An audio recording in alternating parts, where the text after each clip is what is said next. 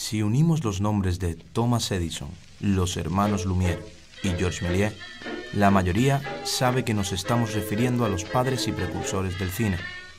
Pero si mencionamos a Alice Guy, poca gente la identifica como la madre del séptimo arte. ¿A Alice Guy? No. No, la verdad no sé quién es.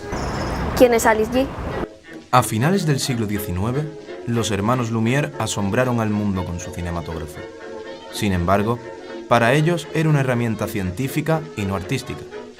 Fue Alice Guy, una joven francesa, quien sí supo ver todo su potencial.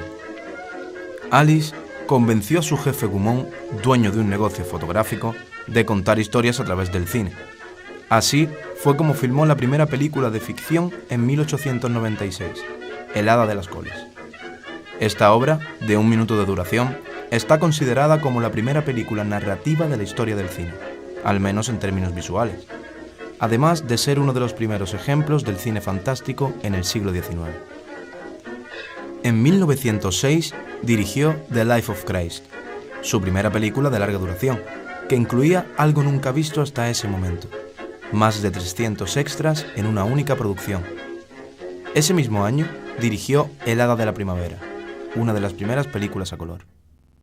Bueno, ella es una de las primeras directoras del cine.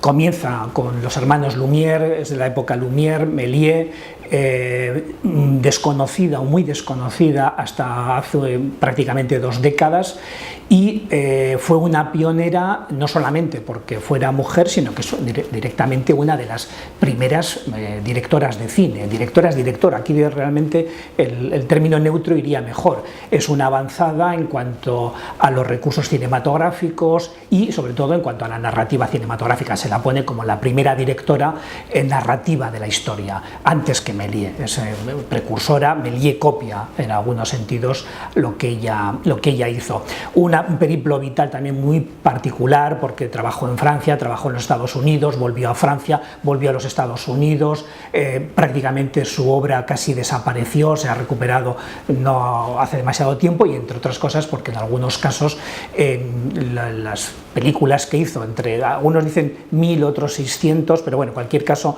una nómina elevadísima de películas, pero que algunas no aparecen con su nombre. Alice se volvió una cineasta prolífica y precursora de muchas técnicas. Inventó el videoclip. Fue pionera en la inclusión de efectos especiales usando técnicas de doble exposición del negativo.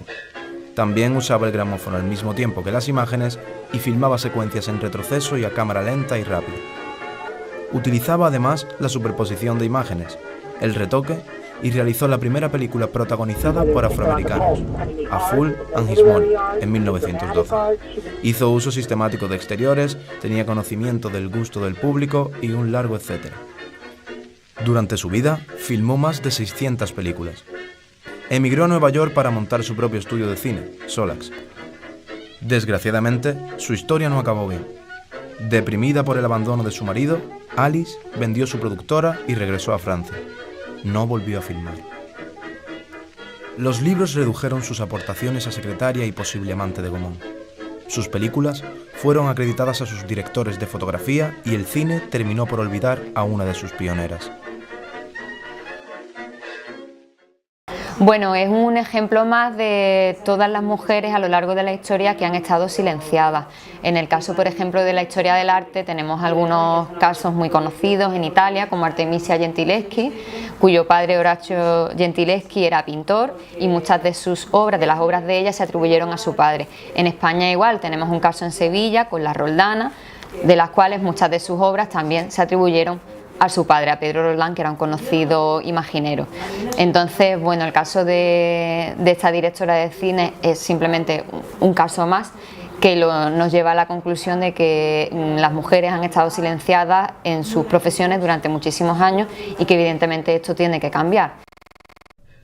Aunque en su época sí fue reconocida, a medida que la gran pantalla empezó a ganar prestigio, nos fuimos olvidando de Alice y escribimos la historia del cine en masculino. Renovemos, pues, los libros de historia y apuntemos el nombre de la francesa Alice Guy, reconociéndola como lo que es, la madre y precursora del séptimo arte.